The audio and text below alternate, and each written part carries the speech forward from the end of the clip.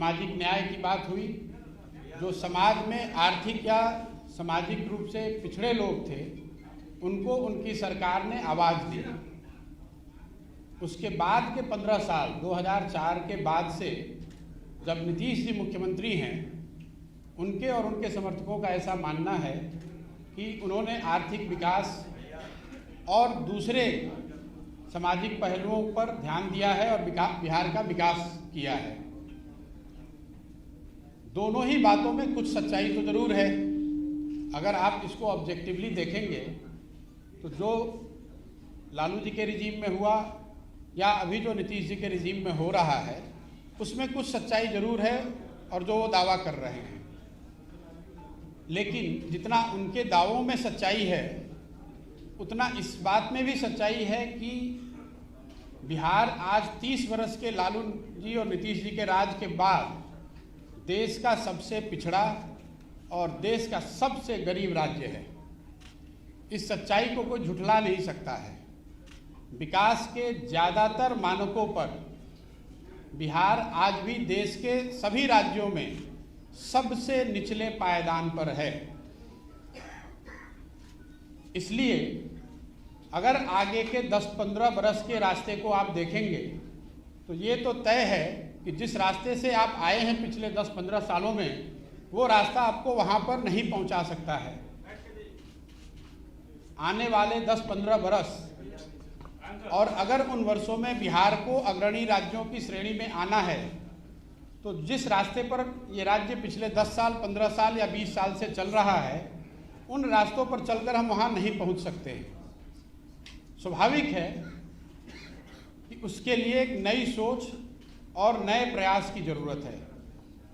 अब ये विवाद और बहस का मुद्दा हो सकता है कि वो नई सोच और नया प्रयास कौन करे और किसके पास है। मेरा ऐसा मानना है कि कोई भी व्यक्ति ये दावा नहीं कर सकता है कि ये सोच और प्रयास करने की सारी क्षमता किसी एक व्यक्ति विशेष के पास है।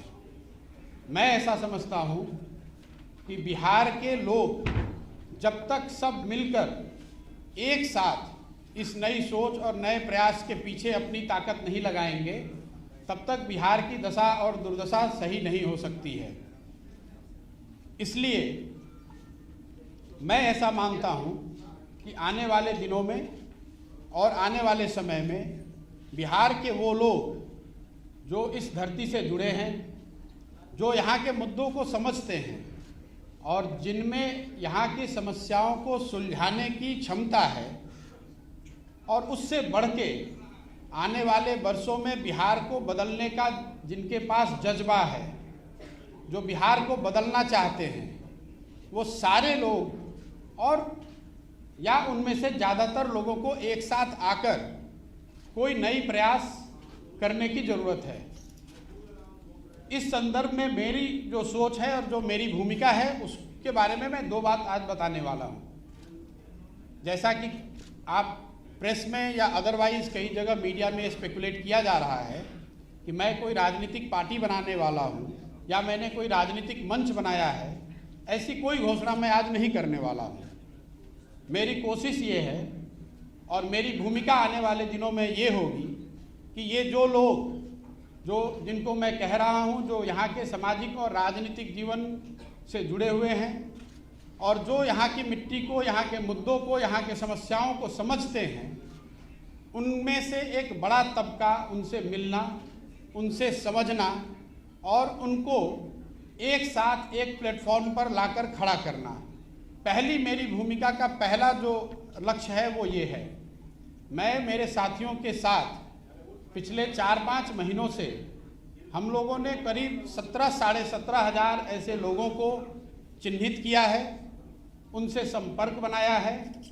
आने वाले 3-4 महीनों में मैं व्यक्तिगत रूप से इनमें से ज़्यादातर लोगों से मिलने वाला हूँ, उनसे बात करने वाला हूँ और जो जन सुराज की सोच है, गुड गवर्नेंस की जो सोच है और आगे उसको बिहार में उतारने के लिए, बिहार में उस चीज़ को, उस अवधारणा को ज़मीन पर लाने के लिए जो करने की ज़रूरत है, इस संबंध में उनसे मिलकर उनसे बात करने वाला हूँ। इस संदर्भ में मैंने पिछले 3 दिनों में कोई 150 लोगों से मेरी मुलाकात हुई।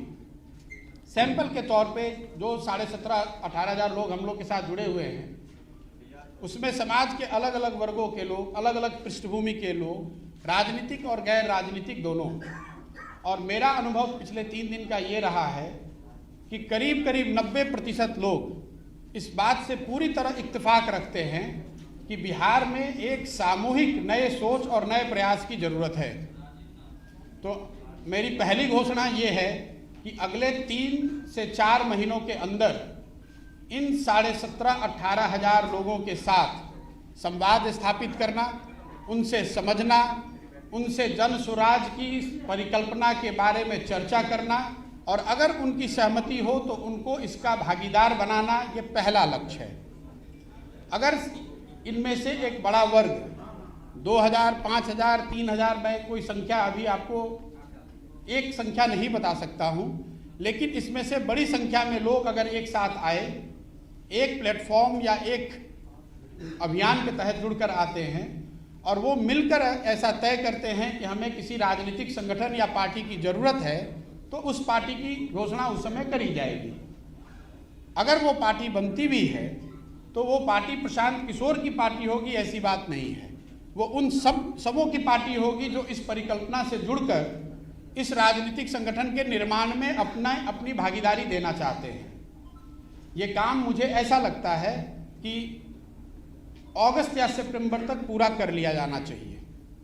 ये आज की घोषणा का एक पहलू है। दूसरा पहलू जो है, जो ज़्यादा महत्वपूर्ण है, वो बिहार के लोगों तक पहुंचना, बिहार के गांव, शहर, गली मोहल्ले तक पहुंचना, लोगों को जन सुराज की परिकल्पना, इस सोच के बारे में बताना, उनसे उनका व्यू पॉइंट लेना, उनकी समस्याओं और उनके आगे के भविष्य के बारे में जो उनकी अपेक्षा, आशा, आकांक्षाएं हैं, उनको समझने का प्रयास करना।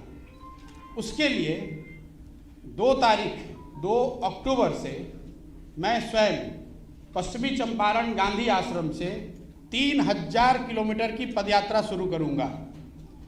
जब तक बिहार के सारे गांव, शहर, गली मोहल्ले, जो जितने लोगों को व्यक्तिगत तौर पे पहुंचा जा सकता है, वो पूरा ना कर लिया जाए। हम लोग का अनुमान है कि 3,000 किलोमीटर अगर हम जाते हैं तो उसमें ज़्यादातर एरिया हम कवर कर पाएंगे। संभव है कि अब 3100 अंत होते होते 3100 हो जाए, या संभव है कि 2950 हो जाए, लेकिन मोटे तौर पर 8 महीने से 1 साल के बीच में 3,000 की व्यक्तिगत पदयात्रा मैं खुद करूंगा। बिहार के हर वो व्यक्ति जो जिनसे मिलना जरूरी है, जिनसे मिला जा सकता है, जो मिलने को तैयार है, उनके घर जाएंगे, उनके ऑफिस जाएंगे, उनका कुंडी खटखटाएंगे, उनको इस जन सुराज की परिकल्पना से जोड़ने का प्रयास करेंगे। उनकी सोच, उनकी भावना के अनुरूप जो आगे बिहार के लिए किया जा सकता है, उसको अपने प्रोग्राम और अपने परिकल्पना में समाहित करेंगे। आज के तारीख में मेरे पास से ये 2 घोषणाएं हैं। इसके साथ आपके माध्यम से मैं बिहार की जनता को एक और आश्वासन देना चाहता हूं कि मैं पूरी तरीके से जो कुछ भी मेरे पास है, जो भगवान ने मुझे बुद्धि शक्ति दी है, वो पूरी तरीके से बिहार के बेहतरी के लिए उसको समर्पित कर रहा हूँ। कोई सवाल नहीं है बीच में इसको छोड़ने का, कोई सवाल नहीं है कि इसमें कोई भी बीच में बाधा आए तो उससे घबराकर पीछे हटने का। आप में से कुछ लोगों के मन में पिछली घोषणा जो मैंने बात बिहार की थी, उसको लेकर है कि आपने बात बिहार की घोषणा करी और फिर वापस 1 महीने के बाद आप बिहार नहीं आए। मैं आपका ध्यान आकर्षित करना चाहता हूं कि बात बिहार की घोषणा फरवरी 2020 में करी गई थी। अनफॉर्चुनेटली मार्च 2020 में कोविड की वजह से हर जगह लॉकडाउन और पूरा जीवन अस्त व्यस्त 2 साल तक रहा। अब आप कुछ लोग ये कह सकते हैं कि अगर कोविड के दौरान आप बंगाल में काम कर सकते हैं तो बिहार में क्यों नहीं। वो इसलिए कि बंगाल में किसी बनी बनाई व्यवस्था के साथ काम करना था, बिहार में एक नई व्यवस्था बनानी है। बिहार में एक नई व्यवस्था बनाने के लिए मुझे 2 साल, 3 साल, 4 साल उसमें काम करना पड़ेगा। अभी यहाँ पर कोई इलेक्शन नहीं है, तो इस तरह के जिनके मन में सवाल है कि कौन सा इलेक्शन लड़ेंगे, किसके साथ लड़ेंगे, उसकी कोई परिकल्पना मेरे मन में अभी नहीं है। जैसा मैंने ट्वीट के माध्यम से बताया है, मेरा पूरा फोकस अभी बिहार के लोगों से जाकर मिलना, उनकी बात को समझना और जो जन सुराज की एक परिकल्पना है इसके साथ उनको जोड़ना है।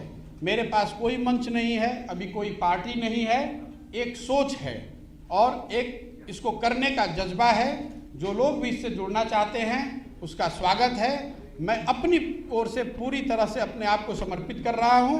बाकी आप जो सवाल आप करना चाहें वो कर सकते हैं। धन्यवाद। प्रशांत किशोर जी, you think that this is the opportune time for a person like you because possibly our strategy is emerging in the political arena of Bihar now that Lalu is leaving and speculation is right that possibly Nitish is also eyeing some जैसा मैंने आपको पहले बताया कि बिहार में अभी कोई चुनाव नहीं है। चुनाव लड़ना, अगर चुनाव लड़ना ही लक्ष्य होता तो चुनाव के 6 महीना पहले, 1 साल पहले आकर पार्टी बनाकर चुनाव लड़ा जा सकता है। मुझे उसके लिए 4 साल पहले यहाँ आकर इस तरह के किसी प्रयोजन की आवश्यकता नहीं है।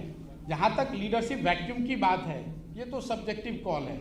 आप समझते हैं कि लीडरशिप वैक्यूम है, बहुत लोग ये कह रहे हैं कि यहाँ पर किसी नए लीडरशिप की जरूरत ही नहीं है। क्या प्रशांत किशोर जी आप देख रहे हैं आगे आने वाले, हालांकि पूछा उन्होंने, वही उसी को कंटिन्यू करूंगी कि मुख्यमंत्री पद का चेहरा या आप आगे आकर के बिहार को लीड करें एज मुख्यमंत्री ऑफ द स्टेट?